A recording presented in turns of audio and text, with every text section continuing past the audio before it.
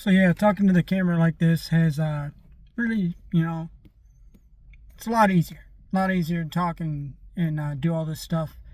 Um, so yeah, I'm gonna actually do this a whole bunch more, different things throughout the day, and just see where stuff goes. Like I keep a pretty strict schedule.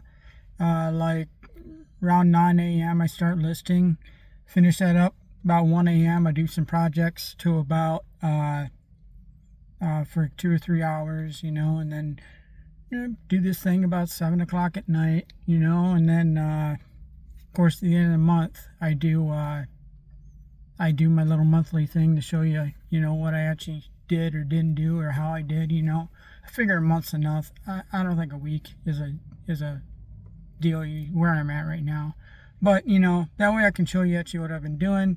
Like this morning I listed just some weird stuff. I listed a typewriter, a VCR, and a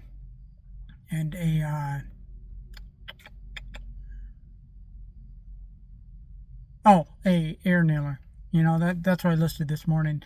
And it took me longer because I had to package all that up, and finding the correct box and all that for the thing was something that I'd play around with. Like smaller things that I can throw in a small box. Like I'm gonna probably burn through all my 6x6x6 boxes tomorrow. I'm gonna probably burn through all those.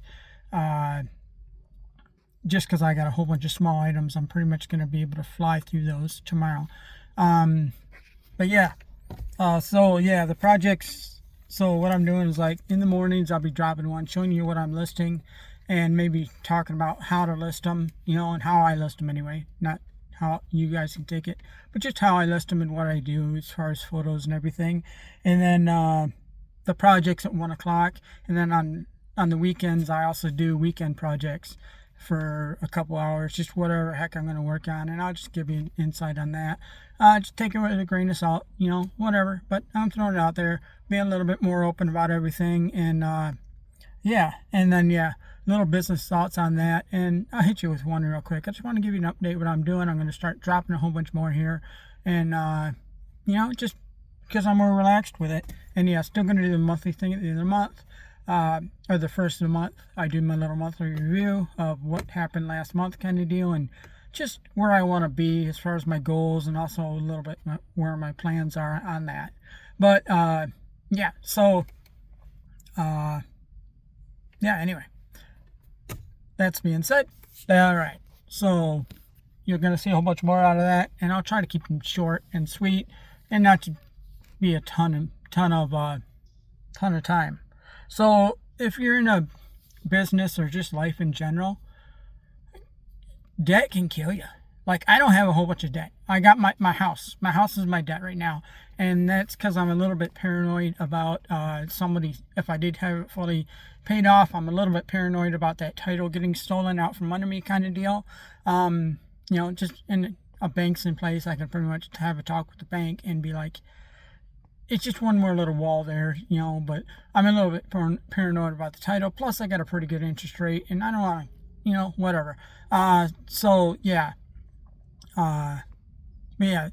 house is about the only thing I actually have to pay on right now, and so that works out for me.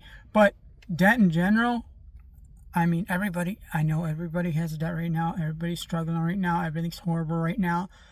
I know, and I've been on the other side of that. I've been in debt, and I've been, every week I throw $100 at the card. Every week I throw $100 at the card. Well, in a month, you're throwing $400 at the card, and I'm just going to say 400 in a month. And in a month, you're throwing 400 at the card, but you're really only paying off like 3, because that other 100 is going towards interest. That's about right. It's about in the 20s or whatever. But, so yeah, that other 100's going right towards interest. So you're only paying 300, but you're still paying it off. So just chip it down, That's how you eat an elephant. You eat it one bite at a time and all that. You knock the thing down. You knock it down. You knock it down. You knock it down. But the first step is to kill that. kill the access. And I'm not even saying cut the card. Okay, I'm not saying cut the card, although that would kill it right away. I'm not saying cut the card. I'm saying don't have the card on you. Put the card somewhere where it's not in your purse or it's not in your wallet. Put it somewhere secure. Maybe put it in your glove box. Make it somewhere where it's or your glove box. Or maybe not your glove box. It might get stolen. I mean, maybe not your glove box, but put it somewhere secure. Maybe you put it on the dresser. Maybe you do this. Maybe you do that. If it's for emergencies only, it shouldn't be in your pocket. It should be somewhere where it's hard to get to, where you have a wall or a box or something that you got to open to get to that. Besides just, it's right in my wallet. I pull it out right now. It's right next to my debit card. Well, a little light on the debit card.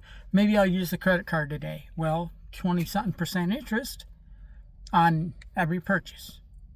And, an extra $20, that adds up. That's, instead of using the debit card, if you spend $100 on groceries, that's another $20 you could, and use the credit card, that's another $20 you could have spent on food. You still got to pay it back. And everybody's going to say, well, I pay mine off at the end of the month. Let's be honest. A lot of people don't. Okay? A lot of people don't. And it's a habit. Like when I completely got off mine, there was times right after where it was, it's an addiction. I'm not going to lie. You kind of feel it afterwards. You're like, well, I could have put that on the credit card, but I got rid of it. Dang it. And like I canceled mine and I cut mine. And after I paid it off, and actually when I paid it off, the company was like, charged me a month after. I kept it as an emergency card. They charged me like $40 a month after, and I was like, what the heck is this? Well, that's, something, I don't know, they made up something. So whatever, I paid that off. I called them in, and then I pretty much canceled it. And then they asked me, well, why don't you want it? I don't want to pay you any more money. Just cancel the card. Simple as that. But yeah, I just like, there was a little bit of guilt tripping when I did cancel it. And I understand it. You got a job to do. That's their job. They're making their money. They're making 20% on you. That's a great, if you were in their shoes, and if you could loan somebody out $1,000 and they'd pay you back $200 every single month, that's a good deal. And I don't have to worry about them defaulting. And I actually knew they were going to actually pay me back that money. That's a good return. I don't blame the companies. I don't blame any of them. Because they're offering that, and the understanding is you're going to pay that back. And it's like, but on the other hand, that's 20% that you're not giving away, but you want to give away. So I understand if you do need it, if you got to buy groceries or whatever, and you got to put it on that card, you don't have any other choice. Okay, we're going to take that thing out. We're going to buy groceries with the card. And we're going to put that card back into the dresser or wherever. We're going to put that thing back after we use it. We're not going to give it access to it.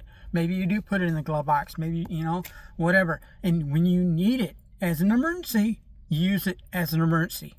Okay? But you don't have access to that. You need to needed to put a wall up. I needed to take my access away to that because it was too easy to use. Too easy. It's right next to my debit card. Debit card only has like $300 or $400 because I'm paying off the credit card at the same time. Well, maybe use the credit card instead. I got a couple grand on the credit card. I only got like a grand in the account, but I got 7 or 8 grand on that credit card. Which one am I going to use? Well, and then there you go. And then you use a credit card. Then you got to pay 20% back. I don't know what it is, but I know, I know it's in the 20s for a lot of people. So it's like, business and everything. It's easy to do that too. It's too easy to put stuff on the thing and then there you go. But anyway, trying to cut this short. And yeah, y'all have fun. try to put that somewhere else if you can. Try to make an emergency thing, okay? Like I'm saying, if you get a flat tire, maybe you need a tow, it's in the glove box for emergencies. It's not for going and spending on fast food unless you need to eat, okay? It's not for stuff. It makes you think. It's going to make you think before you actually drop it. All right, before you actually use that thing, it's going to give you just one little pause to think. This is for emergencies. Is this an emergency or not? Anyway, there you go. See you guys.